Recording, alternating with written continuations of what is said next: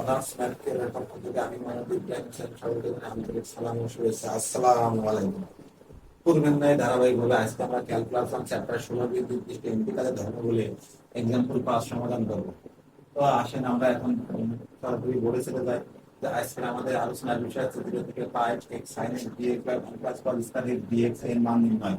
তো এই ম্যাথটা সলিউশন করার জন্য যেহেতু এটা একটা ইন্টিগ্রাল, প্রথমে আমরা ধরি আই ইকুয়াল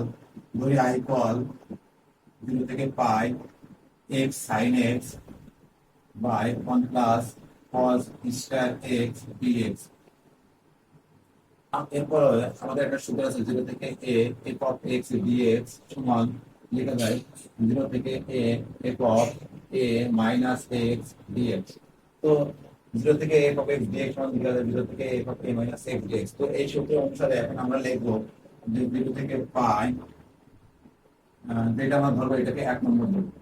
এবার আমরা লিখবো অর্থাৎ x এর জায়গায় লিখবো কি a minus x upper limit minus x, x এর স্কেলে আপার লিমিট মাইনাস x। তো এখন আমরা এখানে লিখবো x এর স্কেলে আপার লিমিট মাইনাস x sin পাই মাইনাস x। ঠিক একইভাবে 1 plus cos pi minus x তারপর স্কয়ার ছিল dx। তো এখান থেকে আমরা পাচ্ছি 0 থেকে pi pi minus x sin পাই মাইনাস x। এটা যদি আমরা কোঅর্ডিনেটের পরিবর্তন করি, sin পাই মাইনাস x এর যদি আমরা কোঅর্ডিনেটের পরিবর্তন করি তাহলে আমরা পাই sin x। দেখেন এটা যদি আমরা কোঅর্ডিনেটের সূত্র আমরা into pi by 2 plus minus theta. তো এখানে দেখেন আছে sin পাই মাইনাস x। তো এখান থেকে আমরা যদি লিখি sin 2 into pi by 2 minus x।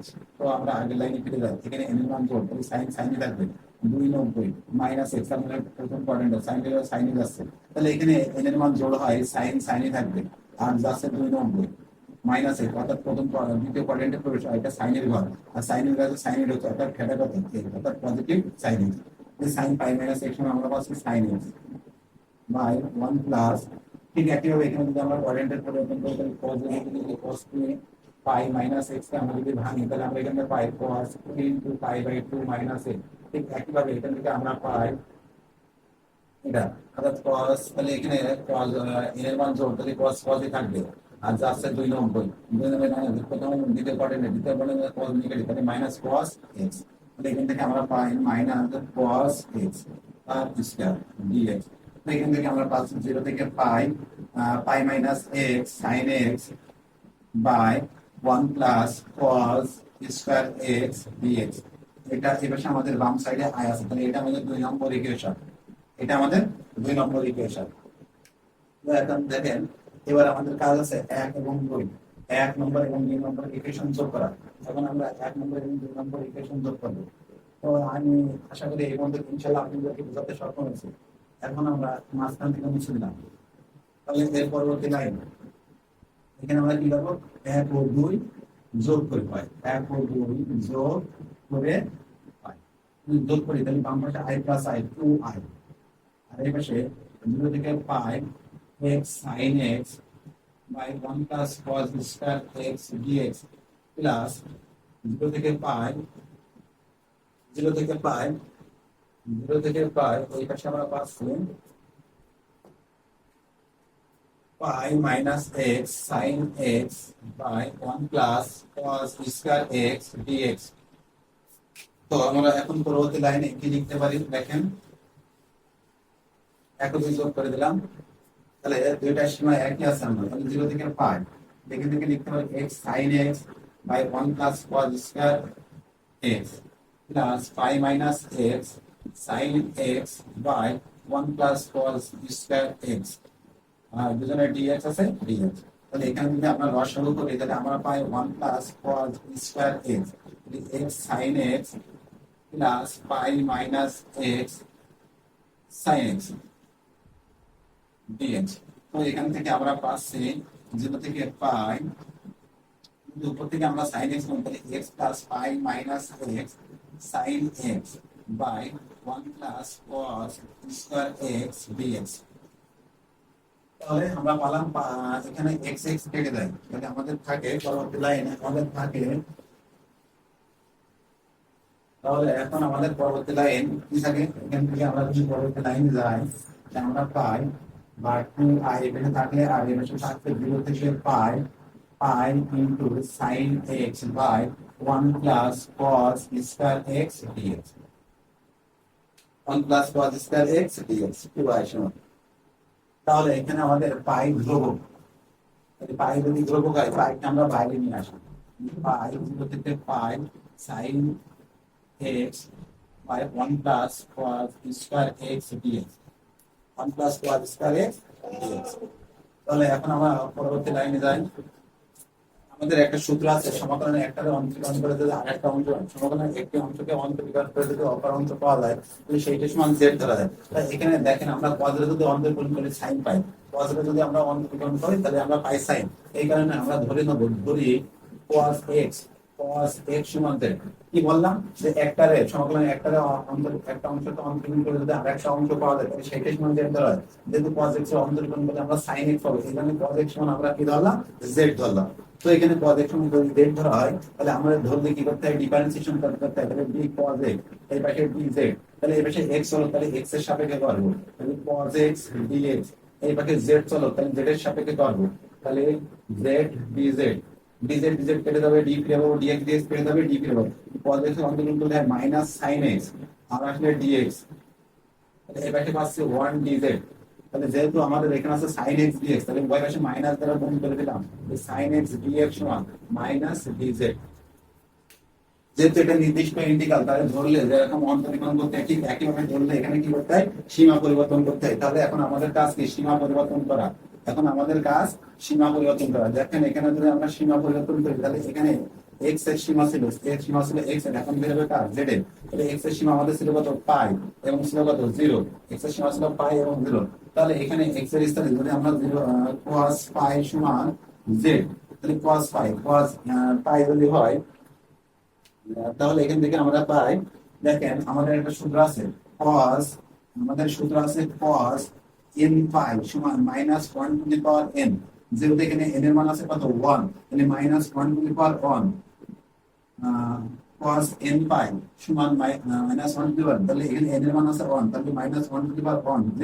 তাহলে এখান থেকে আমরা পাই মাইনাস 1 সমান z। ঠিক, আমরা এখান থেকে পাই মাইনাস 1 সমান z। তাহলে এখানে যখন x এর মান পাই তখন আমরা z এর মান পাচ্ছি মাইনাস 1। ঠিক একই ভাবে আমাদের এখানে x এর স্থানে যদি 0 বসাই তাহলে দেখেন cos 0 সমান z, cos 0 এর মান 1, তাহলে z সমান পাচ্ছি 1, যখন 0 z সমান পাচ্ছি আমরা 1। তো এখন আমরা নেক্সট লাইনে চলে আসি। এখন আমরা সীমাটা নির্ণয় করা শিখতে পেরেছি, এখন আমরা নেক্সট লাইনে চলে আসি। তাহলে এখানে আমাদের পাই ছিল, এখন যখন পাই তখন আমরা পাইছি মাইনাস 1, যখন 0 তখন পাইছি পজিটিভ 1। আর এখানে sin x dx এর মান পাইছি মাইনাস dz। আর এখানে 1 plus z square, 1 plus z, যেহেতু সামনে মাইনাস আছে মাইনাসটা বাইরে নিয়ে আসলাম, তাহলে 1 থেকে minus 1 dz by 1 plus z square. তাহলে এখান থেকে যদি মাইনাস উঠা যায় তাহলে সীমা যদি মাইনাস উঠে দিই তাহলে আমরা এখান থেকে আমাদের কি আসে, যে আমাদের একটা সূত্র ছিল মাইনাস a থেকে b f of x dx সমান লেখা যায় মাইনাস b থেকে a f of x dx। যদি সমাকলনের আগে মাইনাস থেকে সেই মাইনাস যদি উঠে যায় তাহলে সীমা পরিবর্তন হয়ে যাবে। এখানে যেহেতু মাইনাস আছে তাহলে এই সীমা পরিবর্তন হয়ে যাবে, যে আসবে সমাকলন dz by 1 plus z square. ইনশাআল্লাহ আপনারা এতটুকু বুঝতে পেরেছেন। এখন আমাদের সমাকলনের সূত্র, এরপরে আমাদের সমাকলনের সূত্র আছে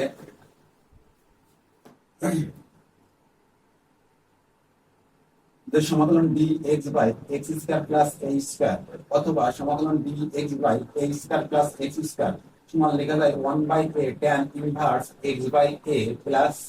ঠিক এই সূত্র অনুসারে এখন আমরা দেখেন এখানে যদি লিখি পাই মাইনাস 1 থেকে 1 dz by z square plus 1 square, তাহলে পুরো আগের লাইনে চলতে পারি। তাহলে এরপর পরবর্তী লাইন, তাহলে এখানে আমাদের ছিল 2i, এখন আমরা পরবর্তী লাইনকে লিখতে পারি। এখন দেখেন আমরা পরবর্তী লাইন উপরে যাব,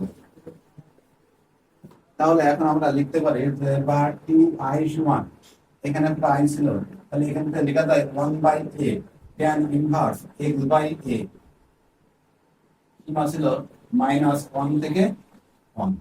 তাহলে 1 বাই 1 মানে tan ইনভার্স, এখান থেকে থাকছে z, 1 কেটে গেল তাহলে থাকছে tan ইনভার্স z অন্তর বাকি, তাহলে মাইনাস 1 থেকে 1। তাহলে এখানে আমাদের সীমা এখন নিয়ম আছে আপার লিমিট মাইনাস লোয়ার লিমিট, আপার লিমিট মাইনাস লোয়ার লিমিট। তাহলে আমরা যদি সীমা বসাই তাহলে এখান থেকে আমরা পাই tan inverse 1 minus tan inverse -1 আপনার লিমিট -1 এই পাই সমান tan ইনভার্স tan কত ডিগ্রি মান 45 ডিগ্রি মান পাই বাই 4 tan মাইনাস দেখেন আমাদের ত্রিকোণমিতিক সূত্র আছে tan মাইনাস থিটা সমান minus tan theta tan minus tan theta সমান মাইনাস tan থিটা ত্রিকোণমিতিক সূত্র tan মাইনাস থিটা সমান লেখা যায় মাইনাস tan থিটা সেই সূত্র অনুসারে এখান থেকে আমরা লিখতে পারি মাইনাস প্লাস tan ইনভার্স 1 তাহলে এখান থেকে আমাদের থাকে পাই ইনটু পাই বাই 4 ঠিক একইভাবে tan inverse tan pi by 4 tan 45 মান 1 আমাদের বিপরীত ত্রিকোণমিতিক সূত্র tan ইনভার্স tan x সমান লেখা যায় x সেই সূত্র tan ইনভার্স tan x সমান আমরা পাইছি x তো এখন আমরা পরবর্তী লাইনে কি পাই দেখি আমরা এখন pi into pi by 4 plus এখান থেকে পাচ্ছি পাই বাই 4 তাহলে এখান থেকে পাই